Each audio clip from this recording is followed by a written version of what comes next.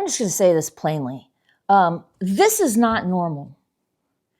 And I need to say that out loud, because what is actually like freaking me out right now is not even these things themselves, although these things are horrific and terrible.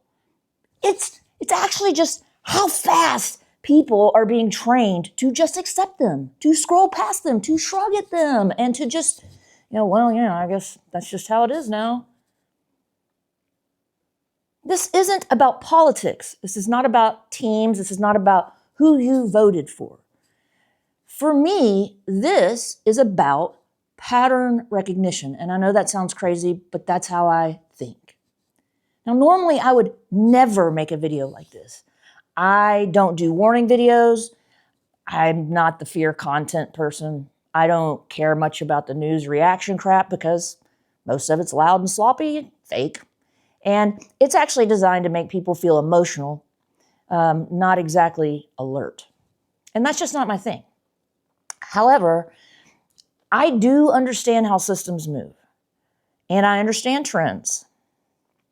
And I understand how all of this stuff adds up. And when enough things line up, staying quiet is not being chill. It is being irresponsible.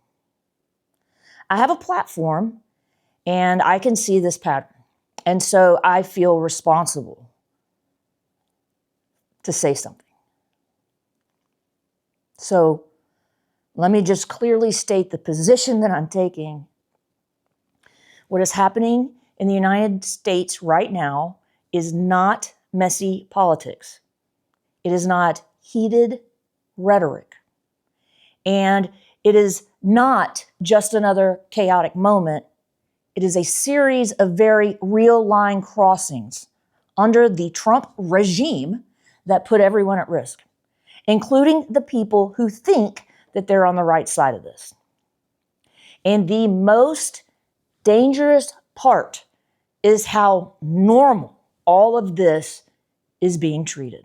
Let's just start with a thing that people keep tiptoeing around. As you know, the federal government killed an American citizen and almost immediately called it domestic terrorism. Not after a trial, not after due process, not after a conviction, not even an arrest, not even naming an individual. The part that should make your stomach drop is that once a government decides it can kill an American and then within hours explain it later using terrorism language, the label stops meaning anything and the power starts meaning everything. That is not normal. That is not tough on crime. That is not democracy being a little hardcore. That's a line you don't just cross and then casually keep going.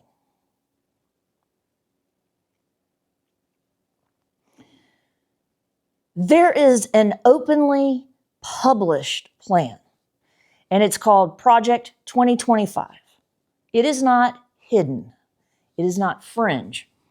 It's not conspiracy, brain nonsense. It is a literal blueprint to pull power into the executive branch, gut institutional independence, and to replace people whose job is to slow things down with loyalists and start treating disagreement like a threat. You do not have to be political to understand this. You just have to understand that when you remove friction from a system, it doesn't become efficient. It actually becomes dangerous. And while that's happening, look at the environment around it. Files stall. Investigations quietly go nowhere. Stories blow up. They dominate everything and then vanish without any real ending. Russia, China, money. national security stuff that should not be getting buried under celebrity nonsense.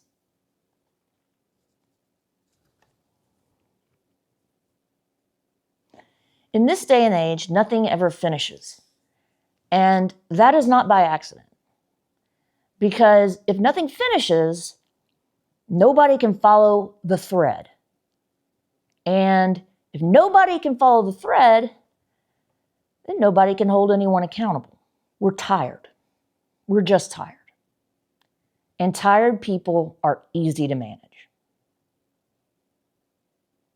Now, here's another thing that should absolutely not be happening, but somehow is. Other countries are now openly talking about defending themselves from the United States. Let that land. Not from terrorists, not from rogue actors, from us. This is not normal. Allies don't talk like that about stable democracies. They talk like that when leadership becomes unpredictable, when it becomes aggressive, when it becomes unrestrained. And those consequences do not land on politicians first. They land on regular people. When trade shifts, when safety changes, when the world stops trusting you. Inside the country, you can hear this shift too. Force is being framed as protection. Silence is being framed as stability. And once the state starts deciding who is unsafe, that circle does not stay small. Now, I'm not going to do a history lesson here. We all know how the story goes. And I already know what people say when you talk like this. And, they're going to say I'm crazy and I'm overreacting. They say things like, this is just politics and, we'll get them in the midterms and, this happens every election cycle. No, it does not. This isn't loud chaos. This is what's called quiet normalization. This is people, us, slowly adjusting to things they would never have accepted if it had happened all at once. And as a pattern, history will tell you that is how stuff always moves. Not with sirens, but with shrugs. I'm not trying in any way to cause panic. I'm trying to ask you to pay attention before your options shrink anymore. Because when these systems break, they don't break evenly. Regular people pay first. Quiet people pay first. People who think staying out of it will keep them safe pay first. Now, I'm not telling you what to believe, and I'm not telling you how to vote. But I am telling you that a government killing its own citizen, calling dissent terrorism, consolidating power, distracting the public, and destabilizing international trust is not normal. It is not normal. Not here. Not in a democracy. Not ever. Now, I don't want fear from you. I just want you to notice and have the ability to sit down, think about it, and see if this is the world that you want to live in. Because it is happening quickly.